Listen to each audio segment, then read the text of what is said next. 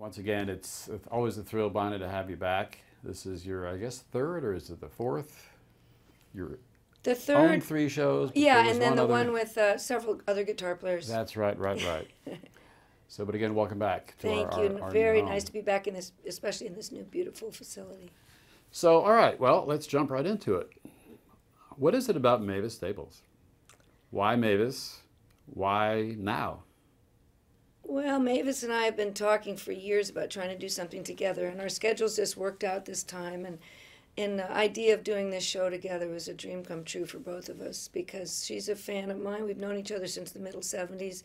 I've been a fan of the Staples singers since my teenage years, and she's been a hero of mine musically and just for her stance with her family, with Dr. King and all during the freedom rides and the marches in Selma. I mean, it was a big part of my childhood, and to hear those harmonies from the Staples singers changed my life. And Mavis, to me, along with Aretha, are 2 of the greatest singers I've ever heard. And while I can't sing like her, I am inspired by the phrasing that she has and her inspiration, and the way that she looks at music and her life is so, you know, to be this long in the music business and have maintained such an incredible bounty of spirit and a joy in what she does is really an inspiration. Is it a little bit intimidating, though, perhaps, when you're out on the same show, on the same stage with her? I think or do you get swept up by the moment? I get swept up by the moment, and her band is incredible, and Yvonne has been singing with her, and we've known each. It's like a family reunion, really. So I think if I had done this, when you ask why now, I think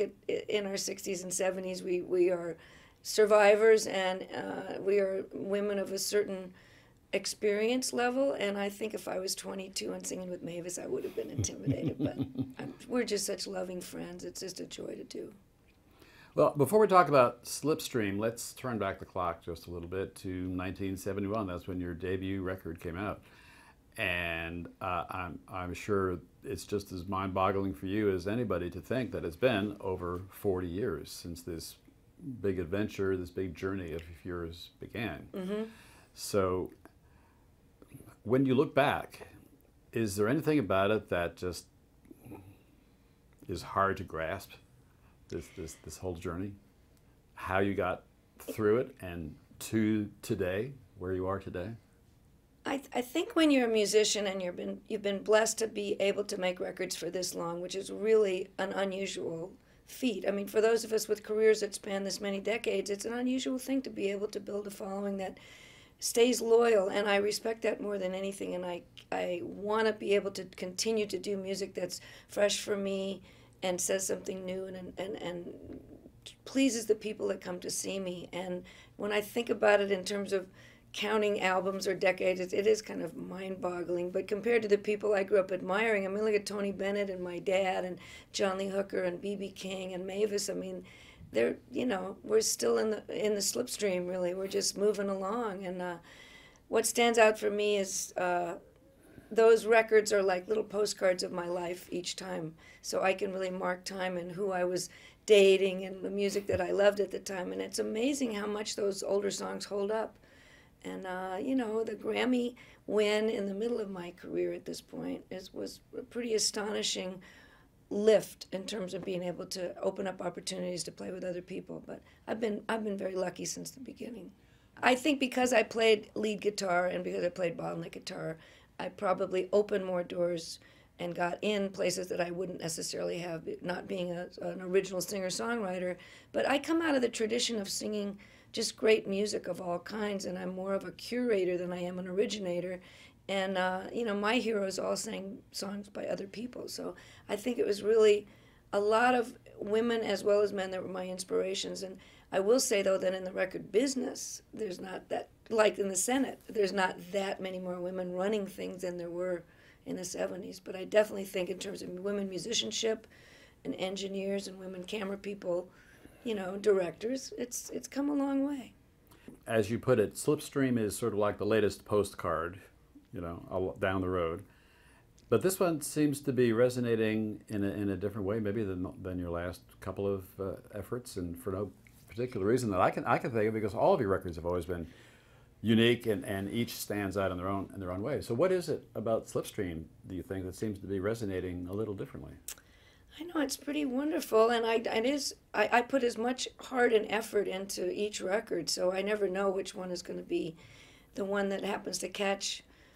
It's my turn up on the wheel, somebody said, and again, coming around again, maybe because I went away for a little while.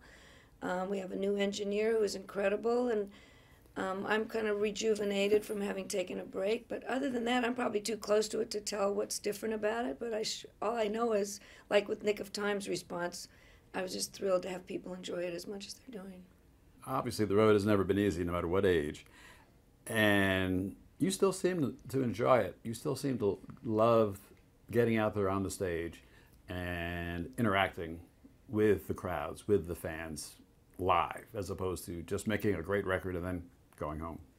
I make the record so I can get back out on the road and have 12 new songs to play. And I don't, I'm happy if they get heard or bought, but I mean, really where the joy is for me is to take the music out on the road. And having taken a hiatus in 2010 before we started working on Slipstream, I really missed it. And when the minute I got back on the road with these guys, or even in the studio, the kind of joking, it's like a summer camp on wheels, it's as close as you can get to running away with a circus. I mean, even with all the business running the label and my political activism, I have a terrific team that helps me just enjoy the road. And it hasn't gotten old for me. And I think I grew up with a dad that loved being on the road in his 70s as much as he did when he was in his 20s. So it's in the family.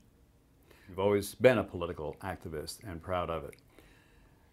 What is it today that gets your juices going, that causes and concerns that are especially important to you right now?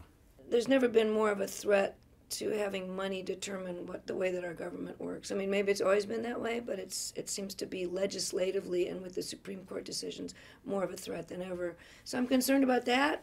Shouldn't be having an auction in a democracy. And the other one is, of course, Fukushima and the no nukes movement. We've had a lot of new and fantastic grassroots movement to stop the resurgence of safe nuclear energy, which isn't something that plays out in my world, and there's a lot of outmoded and unsafe plants that are getting relicensed, and I think people need to know it. So that's foremost on my list, is pushing safe energy.